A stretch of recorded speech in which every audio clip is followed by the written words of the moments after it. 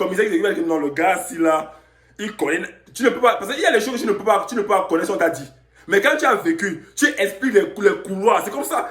Quelqu'un qui marche avec Dieu, quand il voit quelque chose, il n'a pas besoin de dire, il sait que ça vient de Dieu, ça ne vient pas de Dieu.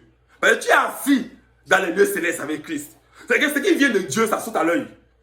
Mais ce qui vient de Dieu, ça ne vient pas de Dieu. Comment tu as fait? Parce que ta nature humaine ne peut pas. Écoutez ce que Jésus dit aux pharisiens. Il dit aux pharisiens que vous sondez les Écritures pour avoir la vie en elle. Écoutez, c'est la vie qui allait parler aux pharisiens. La vie est devant eux. Mais comment ils n'ont pas fait pour savoir comment une prostituée est passée pour voir la vie là? Et les pharisiens qui lisaient la Bible n'ont pas vu la vie. Parce qu'eux, ils lisaient la Bible, elle a une nature humaine. La prostituée, elle vient sa nature divine. Elle dit, Seigneur, l'histoire dit que tu es Dieu. Moi, je viens pour prendre ce Dieu-là. La Bible, Jésus dit qu'elle a eu la révélation de ce qui va m'arriver. Donc, elle était déjà, sans avoir eu le baptême du Seigneur, elle avait compris que, le monsieur-ci, il a une nature en lui qui est différente de nous. Il faut que je prenne cette nature-là. Elle a arraché cette nature. De même que la prostituée, qui allait puiser l'eau au puits, elle a arraché la nature divine de Christ. Et elle a dit, venez voir celui qui... Elle ne parlait pas de l'homme, de l'humain, elle parlait de Dieu qui était présent. Elle dit, venez prendre Dieu. Vous mourrez pourquoi? Venez prendre Dieu, j'ai appris ma part. Alléluia. Il dit, celui qui demeure. Amen. Celui qui demeure. Demeurer.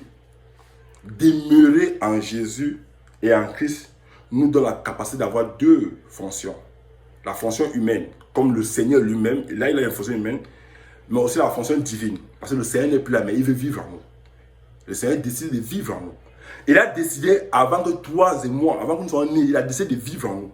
Il a dit au Père, donc il a demandé quelque chose de fort au Père. Il dit au Père que Père, je veux qu'il demeure en moi. Je veux demeurer en eux. Alléluia. Et il continue en disant que, comme le sarment, et il sèche, puis on ramasse les sarments et on les jette au feu. Ils brûlent. Si vous demeurez en moi et que mes paroles demeurent en vous, demandez ce que vous voulez et cela vous sera accordé. Amen. Et la suite, juste pour gagner en temps, nous comprenons qu'il y a une puissance au-delà de ce que nous pouvons penser. Mais aujourd'hui, nous continuons toujours à succomber. Frères et sœurs, je nous interpelle de nous poser les questions. Où est ma place? Dans quel royaume je suis? Et si je suis déjà dans un royaume, quand tu es citoyen, par exemple, canadien, comme Papa Paul, il ne vit plus sur les lois du Cameroun. Si tu tentes de jeter les papiers en route, tu vas comprendre que tu n'es plus au Cameroun. Ou en Niger, n'importe où. Ça veut dire que ayant la divinité de Christ, automatiquement tu es dans le royaume des cieux, le royaume céleste, automatiquement. Parce que Christ est assis là-bas, il intercède.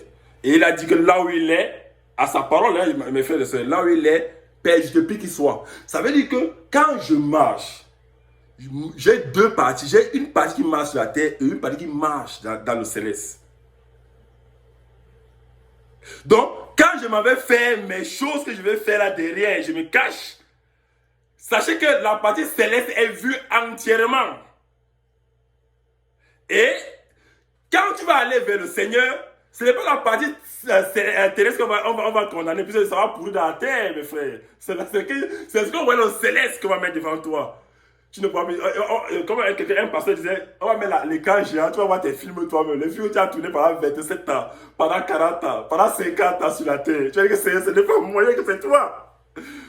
Alléluia. Mais il faut que nous évitons ça. Il faut que nous évitons. Parce que notre nature divine vit dans un paramètre que nous-mêmes ne maîtrisons pas. Notre nature divine est avec Dieu tous les jours. Mais c'est la nature là qu'on ne peut pas balader n'importe où avec. Alléluia. Nous devons comprendre l'impact de la divinité de Christ dans notre vie. Ce n'est pas seulement une divinité qui nous permet de dire que non, je suis chrétien. Donc, ce n'est plus limité à je suis chrétien. Tu devais dire que je suis céleste.